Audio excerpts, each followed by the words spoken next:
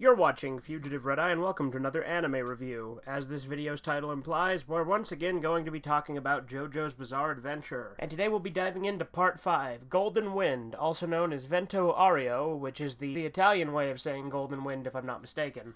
And the official title of the arc actually is Vento Ario, but it's also been translated as Golden Wind, so I will be calling it Golden Wind for simplicity. That said, it's actually not the original title. I've actually found out through the JoJo wiki that each arc actually had a different title originally before getting their most well-known titles. For instance, Stardust Crusaders was called Heritage for the Future, which is why the PS1 game is typically referred to as JoJo's Bizarre Adventure Heritage for the Future, even though the game is just called JoJo's Bizarre Adventure.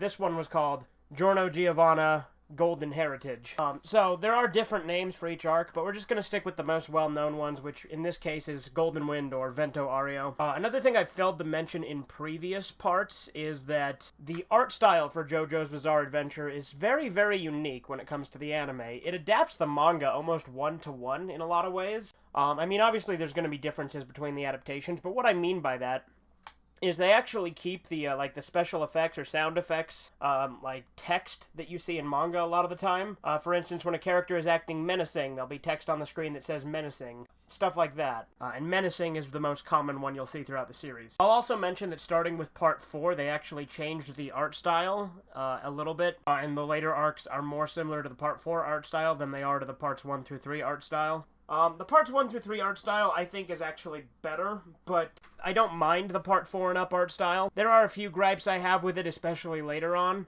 like how everyone has lipstick now, more or less, but that's neither here nor there. Anyway, as per usual, there will be spoilers in this video later on. I'll warn you about the spoilers for this arc itself. However, this is your one and only warning for spoilers for previous arcs, just in case.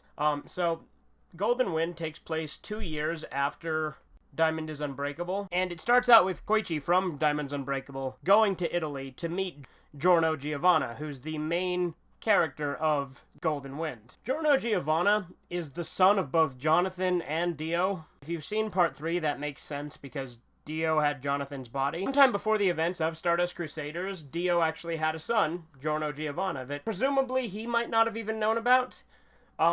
I think that he may have actually done it intentionally as a contingency plan to have an heir, but since Giorno wasn't raised by Dio, he's not as evil as Dio. In fact, Giorno's probably the second most honorable of the JoJos in the series. The obvious most honorable one is Jonathan, obviously.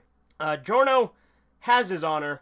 He is a thief and a mafioso. That's the whole thing. Golden Wind is all about this mafia plot. And when he's introduced, he's revealed to be kind of a dastardly thief. But he's still a very honorable guy and is always trying to help people. Giorno has a stand called Gold Experience, localized as Golden Wind. That's another thing I didn't mention in the previous JoJo reviews. There are many name changes that happen because of copyright, because many characters and events in JoJo are named after music things, and the name changes just get progressively more and more obvious as the series goes on.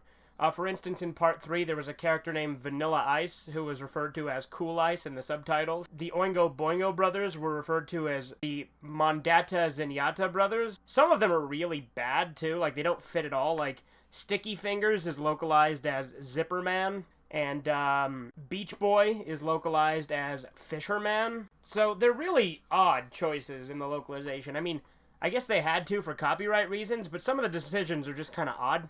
Like, there's some of them that kind of make sense. For instance, Green Day is localized as Green Tea. Alright, you could argue because of the syllables sounding similar in Japanese, you could say, maybe that's what they're saying. Then there's other ones that at least are similar in their meaning, like Babyface is translated as Baby Head. Stuff like that. But Giorno Giovanna has a dream. He wants to change the mafia and make them good. Because he sees them selling drugs to children, and he can't stand for that. So he teams up with this mafia leader named Bucciarati, and the two of them rise up through the ranks to try and take it down from the inside and eliminate the boss. The boss, of course, being the main villain of this arc.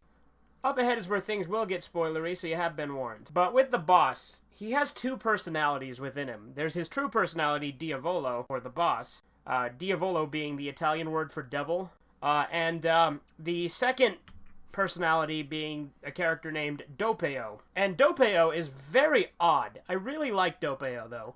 The way they communicate to each other, the two personalities, is through phone calls, quote-unquote, where Doppio will just pick up a random item and think that it's a cell phone and talk to the boss that way. Throughout this arc, there's a lot of really good characters in it. In WRRRYYYYY's group, there's a former cop named Abakio, who I really like. He's probably my favorite of that group. Either him or Narancia. Narancia is kind of a sweet and innocent type character that probably had the hardest life in his backstory out of WRRRYYYY's group.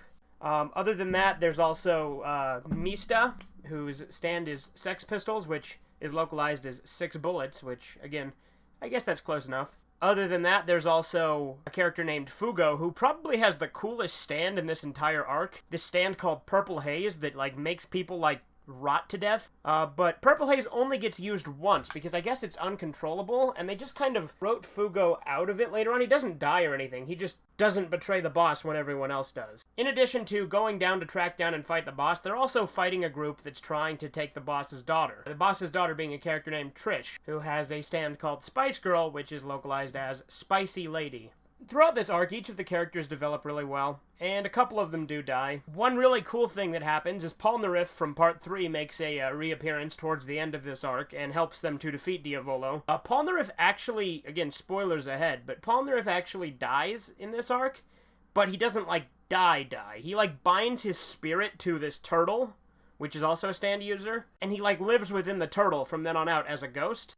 And the arc actually ends, again, spoilers, with Giorno becoming the leader of the mafia that he was part of after he takes out the boss. This mafia is, of course, called Passion. So other than all that, what do I think of Golden Wind? I fucking love Golden Wind. I always really liked mafia stories, and combining mafia stuff with JoJo stuff is really cool. There are a lot of questions raised throughout it. For instance, there's an ability Giorno has towards the beginning of the arc where he can bounce enemies' attacks back to them so it hurts them and not him. That's only ever addressed in one episode and is never used again. Koichi gets written out of the arc pretty early on, as does Jotaro. Jotaro's only in like 2 scenes. There's a few unanswered questions about how stands work exactly, because they kind of give a backstory to what a stand is. But I'm not sure if that still implies that stands are somehow tied to Dio, because it has something to do with, like, a meteor now, and, like, this virus on it. So I guess stands are viruses? I don't know how I feel about that. It doesn't necessarily bother me, because the way they explain it's kind of well, but I got the implication in both Parts 3 and Part 4 that stands all tied back to Dio in one way or another, and that does not seem to be the case anymore. Now, whether or not that I was just misunderstanding it in Parts 3 and 4, or if I'm misunderstanding it in Golden Wind, or if there's a genuine inconsistency there, I don't know. That said, Golden Wind is still definitely worth watching. All of the characters are really likable, and it has an iconic scene in it called the 7-page muda, which, if you don't know, muda, meaning useless, useless, useless, useless, is kind of a catchphrase that Dio had whenever he, like, would punch people and stuff. So, Giorno, being Dio's son, has that catchphrase, and I'd say Giorno actually says it a hell of a lot more than Dio did. But there's one part called the 7-page muda, because in the manga, it takes up 7 whole pages of this.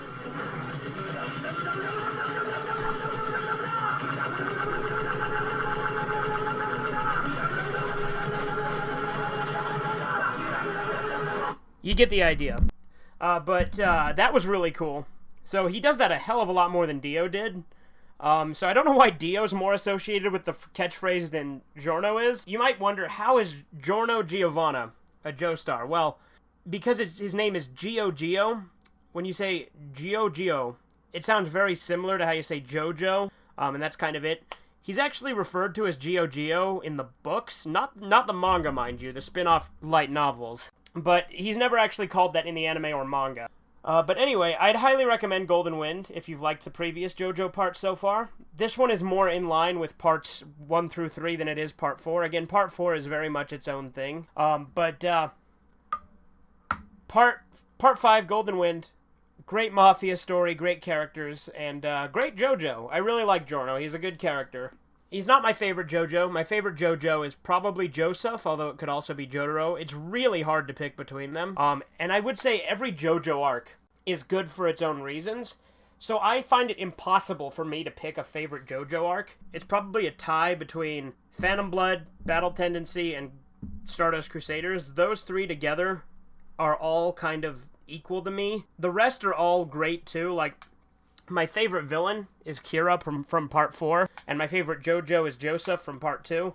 So, again, it's hard to pick, but Golden Wind is definitely worth checking out, and I can't wait until they decide to adapt Stone Ocean. Anyway, this has been Fugitive Red Eye. Have a great day.